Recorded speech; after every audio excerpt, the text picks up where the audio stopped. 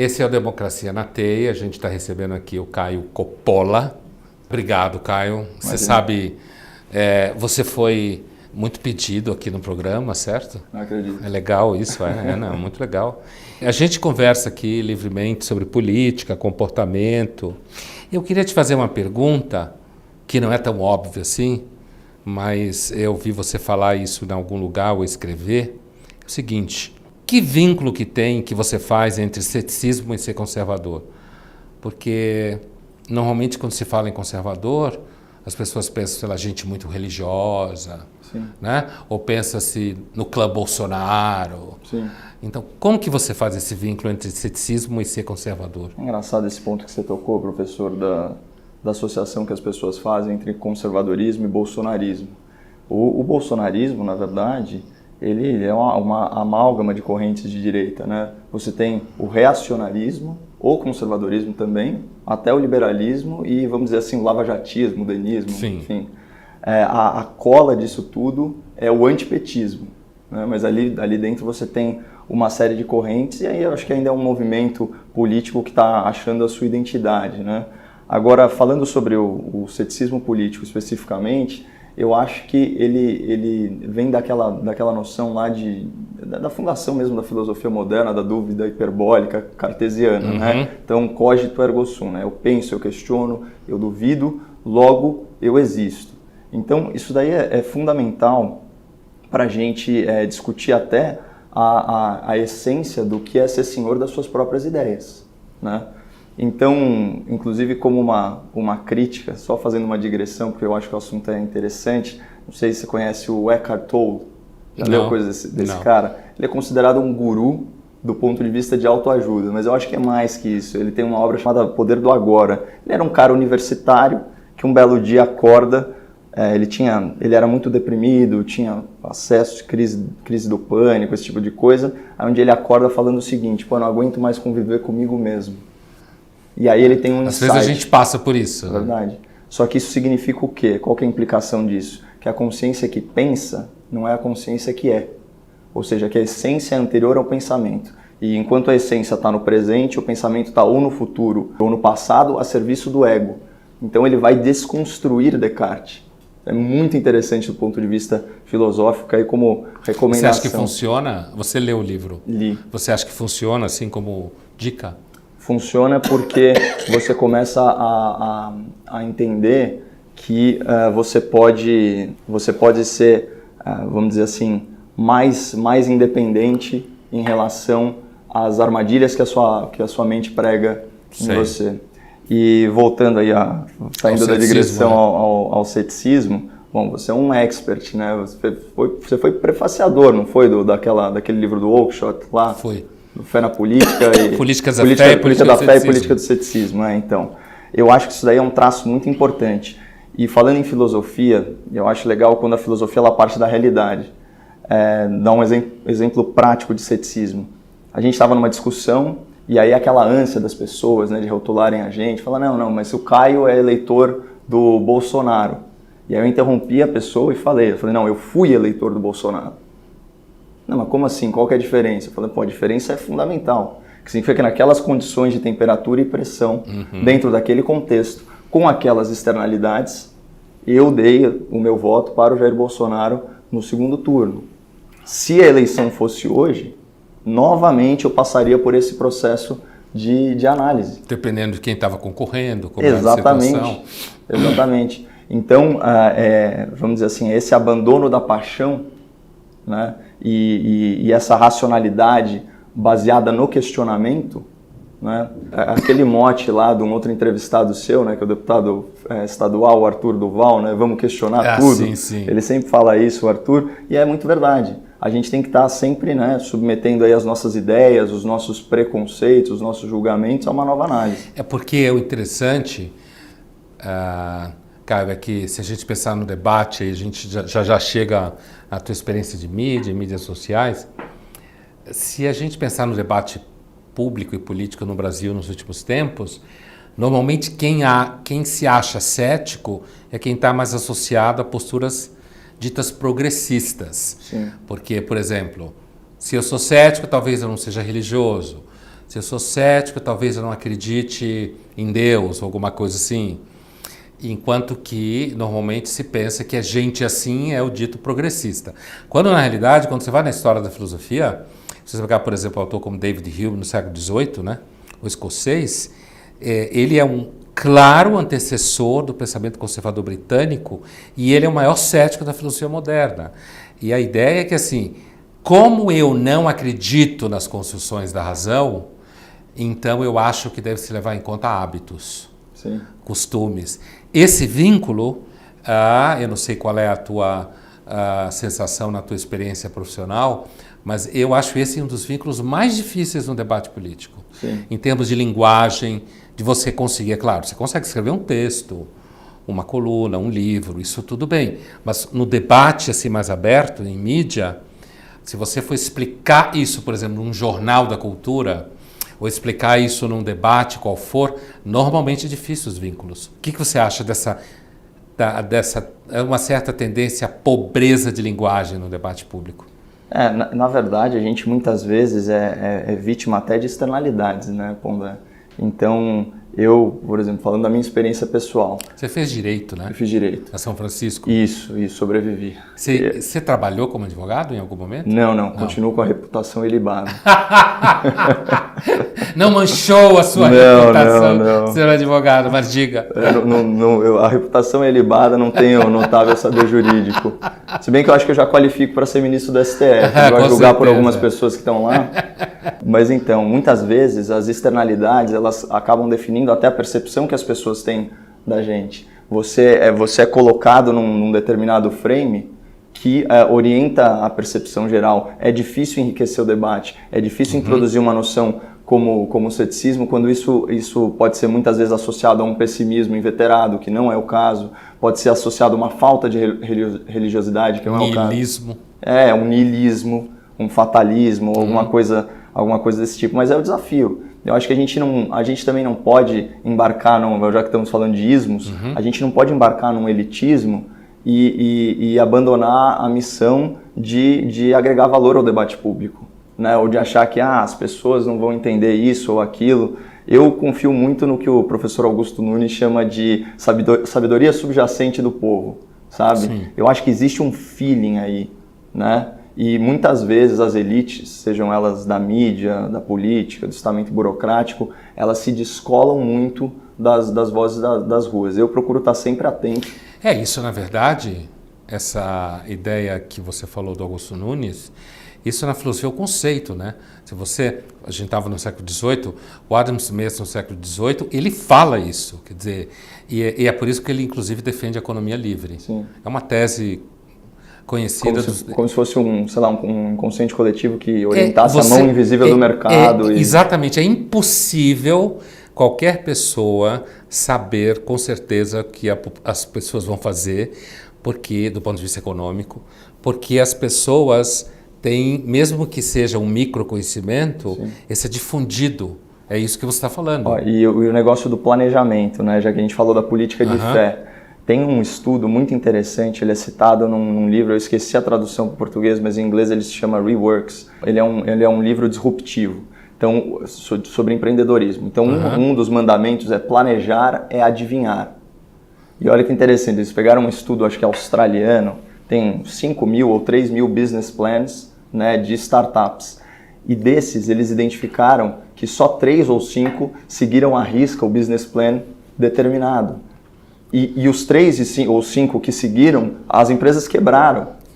Então, assim, é sempre uma falsa sensação de controle. Então, se você não consegue projetar no tempo nem o sucesso de uma companhia, imagina de uma economia. Imagina a loucura, a insensatez de uma economia planejada, com preços artificiais, ou políticas públicas progressistas que não fazem como o conservadorismo, que adequam a norma ao costume, mas sim fazem um top-down, né? De cima para baixo sempre. Então você tem, por exemplo, já que a gente falou no STF, você tem ministros lá se arvorando da sua superautoridade para determinar mudanças na legislação que são contrárias ao que pensa 80% da população brasileira.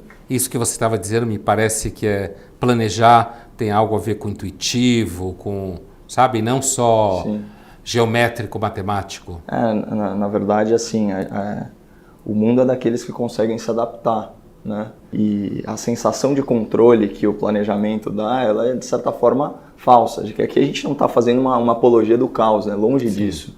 Agora, conforme as externalidades vão se apresentando, conforme a conjuntura vai mudando, você vai adaptando o seu comportamento. Existe uma grande discussão, por exemplo, voltando para o conservadorismo, né? Fazendo um link aqui, se conservadorismo é uma ideologia ou não. Sei. Eu particularmente considero que não é uma ideologia porque não é estanque, não é um frame, é um modo de pensar, é um modo de encarar o mundo, né? Então, quando você fala em conservadorismo, né, preservar as conquistas da humanidade, reformando as injustiças e priorizando o costume em relação à norma, né? Esse tipo de coisa, ele não elimina o fato de que os costumes, mesmo a moral, ele tem uma certa fluidez e uma evolução natural. Então, o que era o correto para um conservador há 100 anos, não é exatamente o que é correto para um conservador agora. Portanto, as coisas mudam de Exatamente, exatamente. A sociedade evolui, mas o conservador sempre vai olhar com muito carinho para a história, para as tradições, justamente porque ele quer evitar aquela arrogância intelectual de achar que você pode mandar no mundo, quando a gente sabe que muitas vezes a gente nem arruma o próprio quarto, né? Eu, pelo menos, tenho sérios problemas com isso. Mas fala uma coisa, que idade você tem, Caio? Eu tenho 32 anos. Como que um cara de 32 anos acabou pensando assim? Você sabe... Quando você falou alguma coisa assim como um certo cuidado, carinho, não lembro exatamente a palavra, mas com o que já foi vivido, pensado. Você sabe aquela definição do Edmund Burke, que a sociedade é a comunidade de almas que reúne os mortos, os vivos, sim, e os que não nasceram. Me lembrou isso quando você estava falando. Sim. Então, assim, como é que é ter 32 anos e pensar assim... Como é que é isso com as minas, por exemplo? Como é que fica isso? Eu acho que, para mim, o que é muito interessante esse ponto, porque aí tá outro lugar em que a esquerda tem um monopólio, né? Que é o coolness, o atributo daquilo que é, como que a gente poderia traduzir, né? É charmoso, cativante, descolado, esse tipo de coisa. Quando na verdade... A gente pode usar aí nas palavras do Caetano mesmo, usar a realidade a nosso favor, né? E o que eu acho que a direita tem que trabalhar melhor, e isso vale para as minas e vale para a política, é o seguinte, é persuasão. Persuasão. Eu não acho que a direita seja muito persuasiva. A gente precisava de 16 anos de cleptocracia lulopetista para perceber que esse era um sistema que tinha que ser interrompido. Ou seja, só quando a realidade se impôs de uma forma assim colossal, com o país à beira do abismo, a gente conseguiu dar uma guinada para a direita na sociedade, que eu chamo, na verdade, foi quase recalibrar a régua ideológica. Porque ela estava totalmente à esquerda, lembra o Lula comemorando que só tinha gente de esquerda na eleição? Então, eu acho que nesse sentido, por que a esquerda é mais persuasiva? Porque ela consegue endereçar o sentimento. Ao passo que a direita está só na racionalidade. A arte da sedução, ela envolve também o emocional, as estratégias emocionais. E eu acho que gradualmente a direita está aprendendo a trabalhar um pouquinho melhor a linguagem e assim, falando metaforicamente, está pegando mais mulher. Eu sei, acho que a gente conversou com o Arthur aqui, ou com o Kim, que é uma questão que eu sempre levo com a molecada, os mano de direita, né, liberal. Porque isso que você falou me lembra a ideia, é como se quem não é de esquerda não tem narrativa. Sim. Sabe esse papo de narrativa? Sim, então, assim, sim. A narrativa, assim, quem não é competitivo tem que se ferrar, sim, e as mulheres não podem ser emancipadas. Porque a esquerda lavoca para si o monopólio da empatia. Sim. E isso é muito estratégico, né? Quando você vai no ambiente universitário, né, você vai ver os coletivos da esquerda, eles dão uma sensação de pertencimento para aquelas pessoas, eles jogam no emocional. Fala assim, olha, você, lá na Universidade de São Paulo, né, cheio de nerd, o monte de virgem, né, para usar aí uma terminologia, uma gíria coloquial e tal, o que a esquerda vai fazer? Ela vai, não, vem aqui, olha só que legal, olha esse universo que se expande aí para você, né, de relacionamentos, de experiências, enfim. Experiência é uma palavra-chave. Entorpecimento. Tem até um monopólio novo, um jogo Monopoly para milênio, já viu? Não vi isso. Que ao invés de você acumular patrimônio, você acumula experiência. Olha só. Uma das coisas que eu fiz como empreendedor, eu tinha um site de venda de experiências na internet. Olha só, eu vendia passeio de balão, salto de paraquedas. Você desencanou? Desencanei. Na verdade, assim, eu nunca fui muito de dar murro em ponta de faca, né? Eu já fiz várias coisas, algumas bem-sucedidas, algumas que empataram. E eu fui galgando aí meus passos, principalmente na internet, até que uma das empresas chamou a atenção do grupo Buscapé e eu acabei sendo investido por esse grupo. Fiquei lá durante 3 anos como diretor-presidente da empresa que eu tinha, depois vendi as ações e fui montar uma banda de rock. Então, eu acho que eu faço parte dessa direita rock, mais festiva. E da banda de rock você foi para o debate público? Como era banda de rock, é uma coisa muito nichada, a gente vive num país que, sei lá, 70% da carta musical é sertanejo, aí você tem mais uns 15% de funk, aí você tem o resto, né?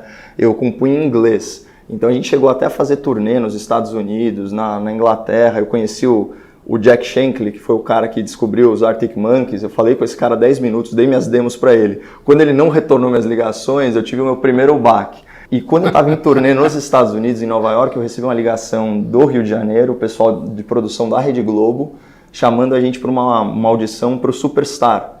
Aí eu falei, beleza, troco as músicas do inglês para português, vamos embora, com a mídia da Rede Globo, dá para fazer isso virar uma carreira. Só que eu parei na última etapa, assim, a gente chegou a tocar lá no Projac e tal, acabou não rolando, falaram que o som era muito pesado, e o programa ia mudar de horário, e aí eu acabei ficando meio desiludido aí com essa história. E aí, reencontrando alguns amigos para almoçar, contar como estava a vida e tal, eu encontrei um que queria ser vereador. E foi assim que eu entrei na política. E você já entrou com a percepção mais liberal-conservadora? Sempre. Da onde que veio isso para você? Olha, é engraçado, né? Eu sempre fui imune ao socialismo, né? Inclusive, eu tenho um hiato, né, de política na minha vida de 10 anos que se deu na faculdade. Porque eu era presidente do Grêmio, eu gostava de política, todo mundo achava que eu tinha vocação para advocacia e tal. Só que quando eu cheguei na faculdade, eu via a dureza que era a política universitária e o nível visceral, né, em que a coisa operava. Imagina, eu entrei na faculdade em 2005, era o auge do Lula. Sim. Você imagina isso na Universidade de São Paulo. Eu nunca me senti tão pouco representado, né, num ambiente político, a ponto de me sentir desestimulado a participar. E por que você se sentia, como você falou, impermeável ao socialismo? Porque isso nunca, assim, sempre me pareceu muito natural. Eu não precisei de uma grande epifania, sabe, para perceber que o que convencionou se chamar de igualdade de resultado é uma grande utopia e que todas as civilizações que tentaram de uma forma artificial anular as diferenças que enriquecem a humanidade, elas ruíram, né? Você tem o comunismo, você até mesmo o nazismo, né? Então você tem todas essas ideologias, né? Esse grande laboratório da tragédia humana que foi o século XX, estavam lá escancarados para a gente. Eu estudei depois da queda do Muro de Berlim. Eu não tenho nenhuma desculpa para ser socialista. É verdade. Sei. Se a gente parar para pensar... Mas talvez a ignorância seja uma desculpa para quem é socialista, do teu ponto de vista, sendo da tua idade, já que não sabe nada. Eu não sei exatamente o que faz uma pessoa, e principalmente o jovem. Eu estava me questionando isso, né? Porque quando você pega o finalzinho da adolescência, o começo da vida adulta, a pessoa está em busca da sua identidade pessoal, né? Então, a coisa mais comum é você querer alienar aí a autoridade parental. Sim. E buscar a sua independência. Agora, é incrível como as pessoas, elas mudam de autoridade, né? Então, o cara sai da autoridade patriarcal e se submete a um sistema de crença, né, vamos chamar assim, um sistema político-ideológico, que vamos dizer assim, que opera em uníssono, baseado em cartilhas, né, que coloca, basicamente você está trocando a autoridade familiar pela autoridade estatal. Que às vezes até pior, né? Às vezes não sempre, porque ela é opressora por definição. O Estado não te ama, a família te ama, o Estado não te ama. Então o cara troca a autoridade paterna pela autoridade do líder político. É bizarro isso. Você já leu Mises? Se eu já li? É. Não, só ouço falar. Eu senti uma certa vibe do von Mises no que você estava falando, Olha né? só. Quando você estava falando de uma certa percepção intuitiva, que as pessoas são diferentes. Sim. E de que, portanto, a liberdade de ação pressupõe Sim. certos riscos, né? De Sim. que uns vão para cá, outros vão mais além e tal. Como é que você percebe esse debate aqui no Brasil, liberal, conservador? Outro dia eu estava, acho que na PUC, a gente ia começar uma mesa, alguma coisa assim, e eu estava lá no café, lá em cima do 5º andar, aí se aproxima um menino, um aluno lá de ADM, como ele se apresentou, e ele pergunta para mim assim, Pondé, você se considera mais liberal ou mais conservador? Que é uma certa ânsia de querer encaixotar as pessoas e tal. Facilita o entendimento. Né? Você organiza num certo nível do repertório, organiza. A questão é que, na verdade, na história da filosofia, digamos, mais à direita, não à esquerda, liberal e conservador são conceitos que cruzam um com o outro, porque, a rigor, o pensamento conservador britânico descende do liberal de John Locke. Sim. Então, você tem uma linhagem. Como que você vê essa coisa do debate aqui no Brasil? Você que está tão inserido no debate de mídias sociais, liberal, conservador. Quem ironiza muito isso é o professor Marco Antônio Villa. Ele tira o maior, ele tira o maior sarro desse negócio de conservador nos costumes e liberal na economia. Ele que se declara. Quando eu perguntei para ele, professor, qual caixa? Preciso te colocar numa caixa urgentemente, né, para compreender o mundo, né? Vamos encaixotar todo mundo. Que caixa eu coloco o senhor? Ele falou brincando assim, republicanismo radical. Eu achei ótimo. Eu já vi ele falar isso. Republicanismo radical. Eu achei muito legal, né? O conceito de coisa pública, e realmente é coerente com as declarações dele, sempre prezando aí pelo interesse público e pela coisa pública, né? Como algo sacrossanto, né?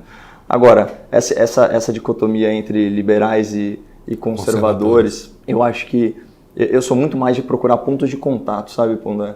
Porque, como você bem colocou, né, o conservadorismo ele vem do liberalismo clássico. Sim. Né? E aí você começa a ter toda uma gama de subclassificações. Então você tem desde o ANCAP até o NEOCON, né?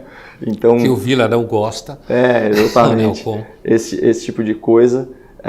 Mas eu acredito que o ponto em comum é que tanto o conservador quanto o liberal, eles ainda prezam pela liberdade como um valor fundamental e não a busca utópica pela igualdade artificialmente estabelecida pelo poder do estamento burocrático. Essa é a grande diferença. E aqui que está a principal convergência. É você dar, como você colocou, você dá espaço para que o indivíduo realize o seu pleno potencial. E se for para ter algum tipo de ação estatal, que ela seja na base, né? Então, portanto, focado na igualdade de oportunidade e não na igualdade de resultado. Existe uma grande confusão no debate público brasileiro do que é igualdade de oportunidade e do que é igualdade de resultado. Por exemplo, as pessoas acham que cotas em universidade, a gente está falando de igualdade de oportunidade. Não é igualdade de resultado. Você efetivamente modifica uma realidade de mérito para privilegiar pessoas, né? Sim. E inclusive incorrendo no erro de reparar uma injustiça com outra injustiça, né? Quando o que seria igualdade de oportunidade seria lá na base, né? Fala no início da formação, no início da educação. Da formação, isso vai desde a primeira infância, é nos primeiros anos, né, da vida do indivíduo que a gente já consegue dar uma vantagem competitiva para ele do ponto de vista intelectual, isso pensando holisticamente, desde questões de nutrição, saúde, incentivo à leitura, alfabetização. Eu acho que esse deveria ser o foco do Brasil. Agora, esse aqui não é um país sério. Você pega aí o número do Fundeb, cada aluno do ensino fundamental sai por menos de R$3.000, ou cerca de R$3.000. Já do ensino superior é mais de R$40.000. E aí você tem essas distorções, como essa da qual eu usufruí, de ter uma faculdade de elite. São Francisco? Exatamente, que eu cursei de graça às custas do povo pagador de impostos aqui em São Paulo. Isso é uma culpa que eu carrego, isso é uma bandeira que eu levo, de combate ao privilégio, né? Como aquele direito pelo qual todos pagam e pouquíssimos usufruem. Agora, voltando um pouco, quando você citava o Villa, essa coisa do conservador de costumes e liberal em economia, isso não é um pouco, pelo menos numa certa esfera, o projeto do governo Bolsonaro? Acho que sim. Né? Essa coisa de... Isso, inclusive, explica parte da ironia do Vila. Sim, que está exatamente nesse lugar aí. Né? Sim, sim. Mas assim, quando a gente pensa no governo Bolsonaro, a ideia de reunir de um lado o grupo que tem se chamado de ideológico, né? Ao redor do Olavo e de seguidores do Olavo, que seria o de conservador de costumes, com o lado do Guedes, que é um lado Mises total, Hayek total. Escola de Chicago. Então, você acha que, quando você olha do ponto de vista de alguém que está no debate público, como você vê isso? Como que está andando o governo Bolsonaro? Bom, em relação ao conservador nos costumes e liberal na economia, eu acho que é perfeitamente possível conviver.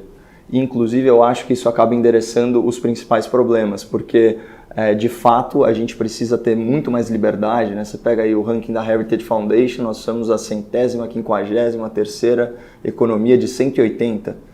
Por meio ponto, a gente não é classificado como economia reprimida. O ranking do Doing Business também, estamos além da 100ª posição, tudo horrível. Então a gente precisa de um choque de medidas liberais na economia, isso vai desde reforma previdenciária até tributária, passando por diversos pontos aí de redução de burocracia, esse tipo de coisa. E nos costumes, assim, é inegável que a gente vive numa crise ética e moral. A sociedade ela está se desconstruindo e tem alguns exemplos que são evidência, assim, é o óbvio ululante. Quando você tem professores que apanham dos alunos, você tem uma sociedade, Pondé, na qual os maus elementos eles são praticamente incentivados a cometer crime.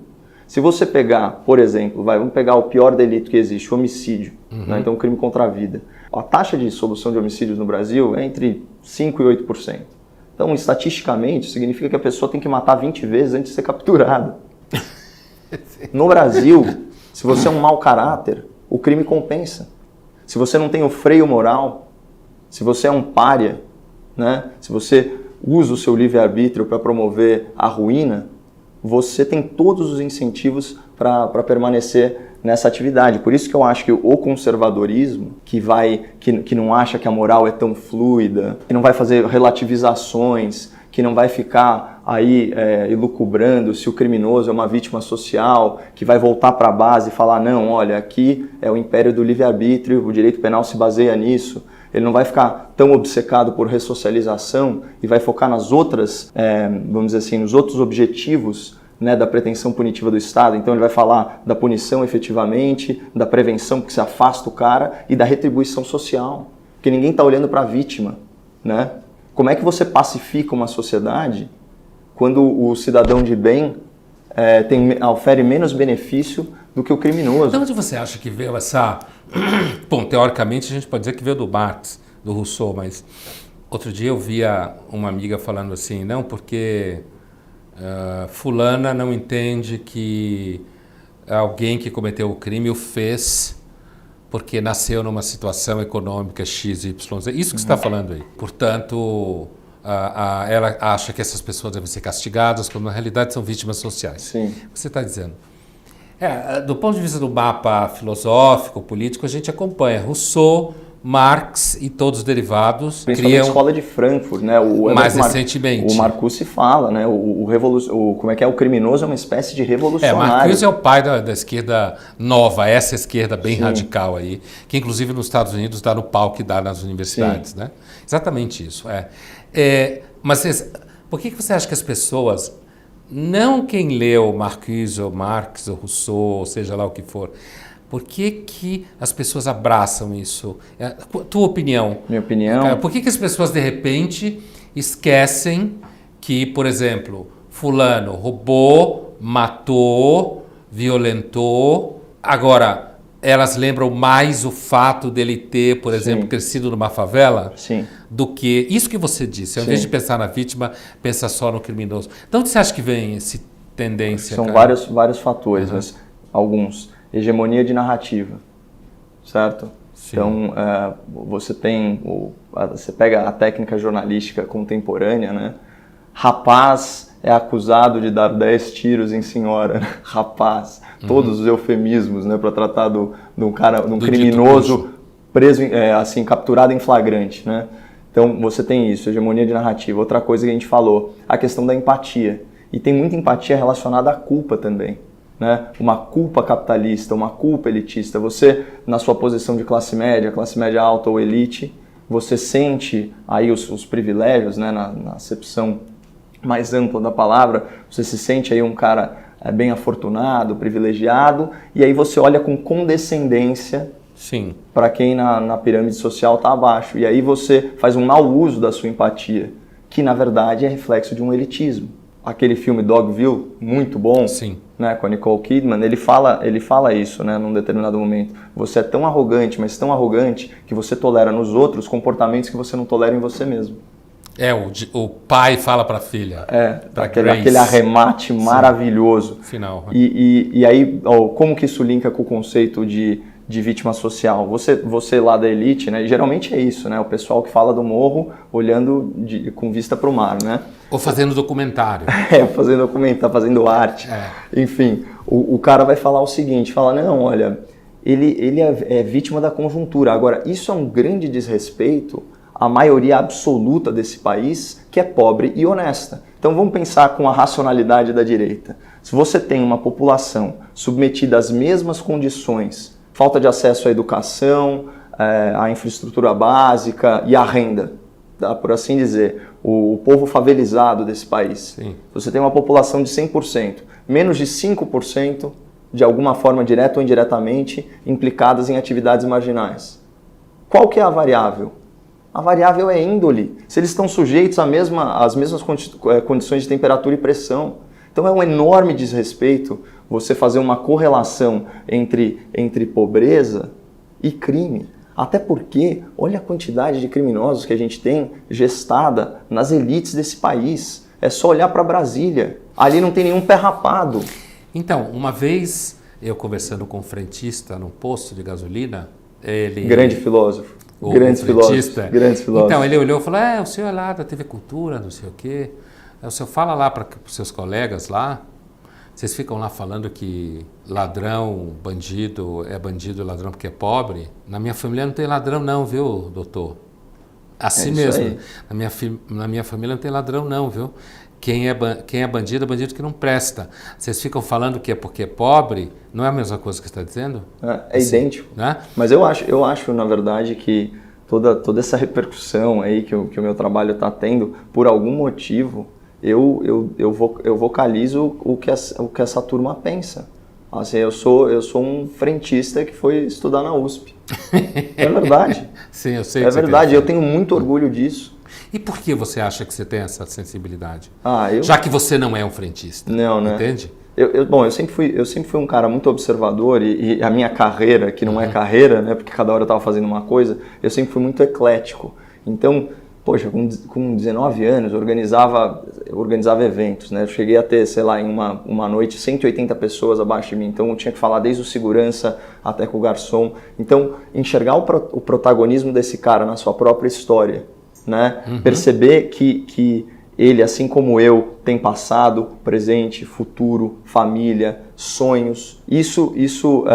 Eu acho que isso que me jogou de vez para o conservadorismo, no sentido de que eu não me imagino como brincando de títere com ninguém, entendeu? E eu vejo essas pessoas senhoras do seu próprio destino. Eu não acho que elas são vítimas de uma sociedade essencialmente opressora que está interessada em reprimi-las. Não, eu vejo o potencial de mobilidade social, né? Quem eu vejo atrapalhando essa mobilidade social são justamente as pessoas que tomaram para si esse discurso da empatia e tal. Afinal de contas, se você pensar as grandes mazelas sociais do Brasil, os mecanismos perversos, as grandes e gigantescas engrenagens perversas de transferência de renda, são políticas de esquerda.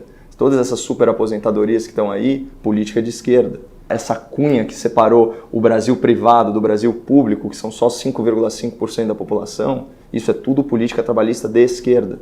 E essa turma está drenando o dinheiro do nosso país e levando para o que o Bernie Sanders lá chama de top 1%. Como o Brasil é um país bizarro, no 1%, a maioria das pessoas são funcionários públicos. E às vezes de esquerda. Né? Inclusive como funcionário público.